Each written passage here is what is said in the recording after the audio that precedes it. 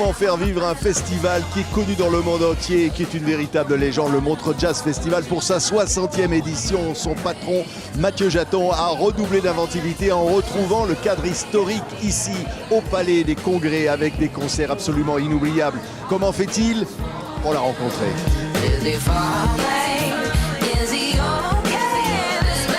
Et Mathieu, 60 ans. Santé. Tu les fais pas. Merci mon cher. Directeur du Montreux Jazz Festival dans la 60e édition, Mathieu.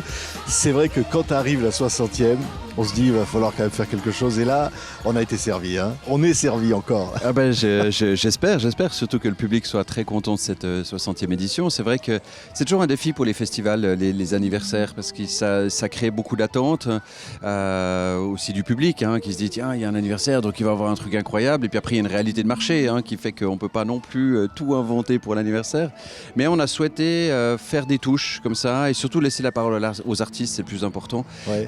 La première touche, évidemment, c'est la soirée d'ouverture avec Ray qui a fait une soirée où elle a transformé le Stravinsky, elle a refait un setup complet là, et avec des guests. On voit des images là en même temps. Là. Tiens, tu peux nous dire qu'est-ce qui s'est passé là? C'était quand même un truc que tout le monde attendait, cette soirée d'ouverture. Hein. Alors c'est un truc assez génial parce que c'est en plus un projet qui a été coproduit avec notre partenaire Audemars Piguet qui a complètement aussi transformé la salle avec une scène avancée ronde qui tournait sur elle-même.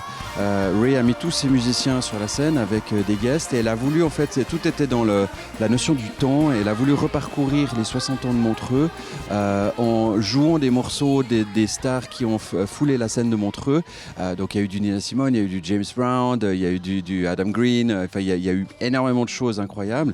Et puis cerise sur le gâteau, elle avait annoncé des guests, tout d'un coup, paf, arrive Mark Ronson, qui évidemment aussi très proche d'elle, a produit beaucoup de choses et on connaît le monstre producteur qu'est Mark Ronson. Et puis tout d'un coup elle dit bah voilà, en fait moi j'ai une idole dans ma vie et qui m'a beaucoup inspiré, et puis elle va venir chanter avec moi, aller chez Kiss, et c'était d'une beauté. C'est la magie, c'est la magie de Montreux. Alors il faut dire que là on est sur des terrasses et là on peut-être, je sais pas si on peut le voir, mais il y a le lac ici, évidemment le centre, le Stravinsky, le Lab, enfin tout ça qui ont repris parce qu'il y a eu presque 3 années de travaux, et là on a rendu des espaces pour rendre la vie encore plus belle. Oui, parce qu'en fait le bâtiment était notre maison, en fait le centre des congrès de Montreux a été en travaux pendant 2 ans, pratiquement 3 ans, mais on a eu 2 éditions hors mur. Donc on a dû réinventer complètement le festival. Quand vous n'avez plus de salle de concert, c'est pas évident. Donc on avait fait cette scène sur le lac, incroyable. Et puis maintenant on revient dans la maison, très agréable. On retrouve notre salle Amiral, le Stravinsky, avec cette capacité audio, acoustique incroyable. Tiens, on va voir des images de Sting, qui a été quand même un des grands moments. Ah oui, grand moment comme Stravinsky. Sting, c'est toujours un grand moment. Il est d'une perfection extraordinaire. 3 musiciens sur scène. Et là, c'est vrai que la perfection du son de la salle donne un plus incroyable. C'est que vous avez une immersion musicale. Moi, c'est ce qui me fascine dans les concerts. En fait, c'est ça. J'ai besoin d'être transpercé par le son. Et avec Sting, avec Nick Cave, c'était des moments qui étaient exceptionnels. Ouais, message in a bottle, Sting, qu'on voit là. Oui, on a gardé cette magie. Alors, la tradition, on va dire, Mathieu, la tradition, c'est 60e anniversaire, 60e Montreux Jazz, avec évidemment une grande pensée pour Claude Nobs, le fondateur. Bien sûr. Et puis en même temps, le besoin d'innover toujours, d'inventer des choses, tout en gardant quand même les racines. C'est ça qui est toujours important. Et c'est quand on a 60 ans, c'est pas uniquement de regarder dans le rétroviseur et de dire tout ce qui a été bien fait, mais vraiment de se tourner vers le futur en utilisant le patrimoine pour faire évoluer la manifestation. Après, Montreux a l'avantage d'être une manifestation agile, parce qu'on a de toute façon depuis toujours des petites capacités, et on est obligé d'être poussé dans la créativité, de faire des choses très particulières, d'amener les artistes à imaginer quelque chose de différent. Des fois ça marche, des fois ça marche pas, parce que le music business il est ce qu'il est. On est dans le gigantisme, dans les grandes productions. Ça reste un petit festival quand même, Montreux Jazz. Alors en termes de masse de public global, c'est 300 000 visiteurs, c'est beaucoup, mais en termes de nombre de visiteurs par salle, c'est petit. Effectivement, c'est vrai que vous prenez les grands open air européens, des Werchter, des Roskilde, des Glastonbury, on parle de 100 000, 150 000 visiteurs par jour au même endroit. Nous, la grande salle, c'est 4 000. Tiens, on va voir des images de Siena Spiro, c'était au Lab. Là, le Lab, c'est une autre ambiance encore que le Stravinsky. Le Lab, c'est 2000. C'est vraiment une salle qui un peu le Lab laboratoire, mais qui est aussi en fait une sorte soit de tremplin pour les jeunes musiciens qui sont en pleine effervescence, soit de musique exploratoire, soit de jazz justement qui rappelle une tradition, parce qu'on aura Charles Lloyd, Gregory Porter aussi dans cette salle. Et Sienna Spiro, c'est une artiste qu'on a faite déjà l'année passée devant 200 personnes dans le cadre de Spotlight. C'est notre programme d'accompagnement de jeunes musiciens. Et clairement, Sienna demain sera une grande star qui fera des tournées d'arena. Donc on était très heureux de l'accueillir encore une fois. Oui, ça reste un lieu où on invente, où on accompagne les artistes. Évidemment, il y a l'artiste, la fondation pour les artistes, et on essaime dans le monde. Il y a quelque chose de très fort à Montreux. Hein. Ça fait partie de notre ADN qui est depuis le début.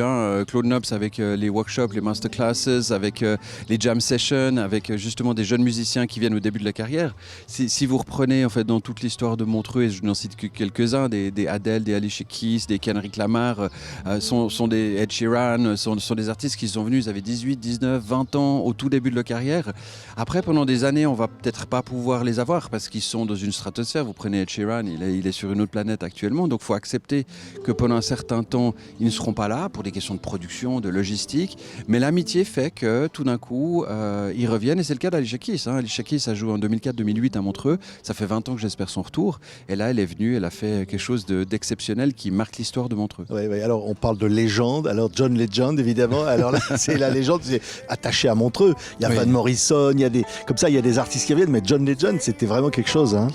Oui, et puis c'est un artiste qui est toujours tellement bon sur scène, il a un cœur qui est gros comme ça, il a un amour avec son public qui est incroyable, la qualité musicale ça c'est irréprochable, mais je trouve que c'est aussi ce qu'il livre sur scène en fait, c'est cette émotion qu'il véhicule, les histoires qu'il raconte, c'est ça le live aussi, c'est sentir la fragilité de l'artiste et sentir son émotion. Moi les lives en fait qui sont carrés, poum poum poum, et puis il n'y a pas d'émotion à rien, c'est pas que c'est pas bien, c'est que ça me touche pas en fait, et un John Legend il me touche parce qu'il y a quelque chose de personnel. C'est vrai, on voit les images là comme ça, et c'est vrai qu'à chaque fois c'est une fête absolument incroyable, mais ce qui est incroyable ici c'est qu'il n'y a pas de barrière. Les musiques du monde arrivent, et c'est au fond on a l'impression que c'est la liberté qui prime, c'est-à-dire il n'y a pas de cases comme ça.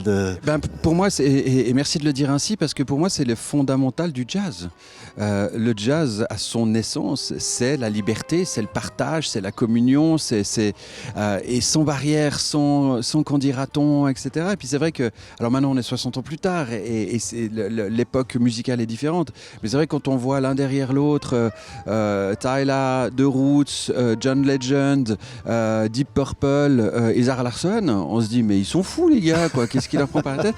Et moi j'adore ça parce que je trouve que c'est ce que est la musique aujourd'hui. Oui, il y a des anciennes légendes, oui, il y a des nouvelles stars, et on ne doit pas stigmatiser, on ne doit pas stéréotyper. Toutes les musiques ont leur place, pour autant qu'elles font du live et que le public soit heureux. Quand je vois le concert de Zara Larsson, je suis complètement embarqué.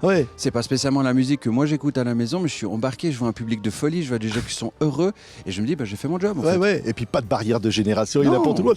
Tiens, alors il y a un truc, moi j'ai trouvé ça dingue, c'est Céron Symphonique Disco. Et ça c'est la clôture. Alors on va danser sur des discos avec la légende évidemment qui est Céron. On va se quitter d'ailleurs avec un super nature là comme ça, tout en voyant des images.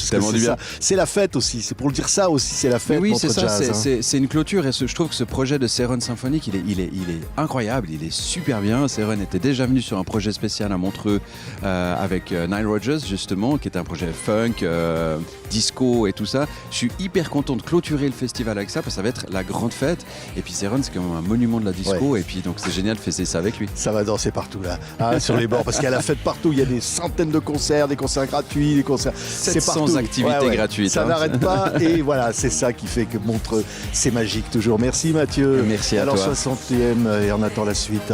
Vivement la 100e. Super Nature. On se revoit à la 100e. et salut avec Céron. Salut Mathieu. Ciao, merci. Santé, ciao.